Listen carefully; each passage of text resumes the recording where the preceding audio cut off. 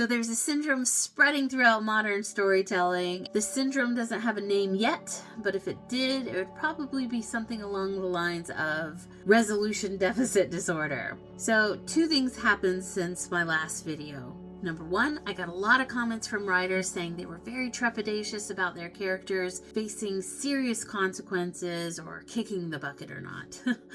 The second was they aired the Stranger Things finale. And after watching the finale, I can confidently say, other writers out there, whatever else you do with your story, whatever direction you take, whatever consequences you choose your characters to face, make your ending worthy of the story you wrote.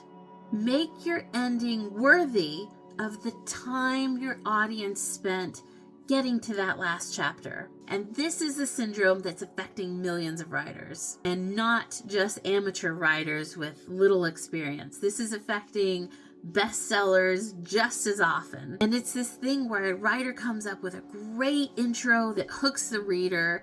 They come up with a middle that keeps them invested. They have a build up to a climax that keeps people on the edge of their seats. But when it comes to the resolution, they fumble the ending. They consistently run out of rocket sauce right at the 11th hour, and then there's nothing left in the tank for the big finale. And what I've noticed is it happens mostly to discovery writers. There's 2 types of writers. There's planners that outline everything, and before they even write the first page, they already know how the story ends. And there's discovery writers who just start a story with once upon a time and they just see where it goes. Now, some of the best stories out there have been written by discovery writers, so I'm not disparaging an entire writing style. But there does seem to be one common chink in the armor, and that is burnout. Burnout at a critical moment, a point when a writer needs the most magic, the most inspiration, the most mental energy, so when they come to the end of a story, they can deliver that final blow. The payoff, when all the puzzle pieces fall together and you can stand back and admire the picture as a whole. That moment where every point you were trying to make throughout your story is proven, and there's a resolution that shows the audience this is why you stuck around so long. This is what you were waiting for. Because that's the thing about an ending, right?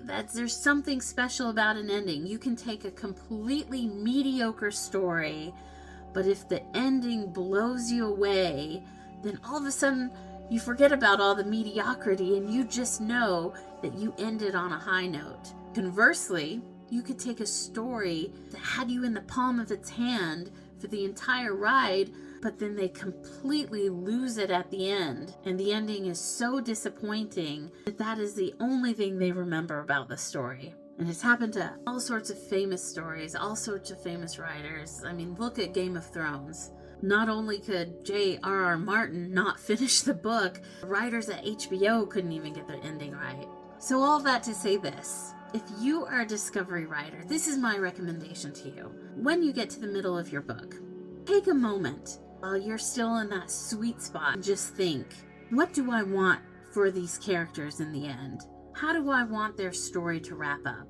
Because I think that's one thing that happens to a lot of writers too. Writers, by the end of a book, kind of lose focus of what it is about their story that the audience is connecting with. So they end up writing these endings that are wildly disproportionate to the rest of the story. So halfway through your story, when everything's still fresh, take a moment and ask yourself, what do I want for these characters? How do I want their story to end? What am I actually building up to here? And then just deliver on it. So that's it. That's my recommendation. Let me know what you think. Thanks for watching.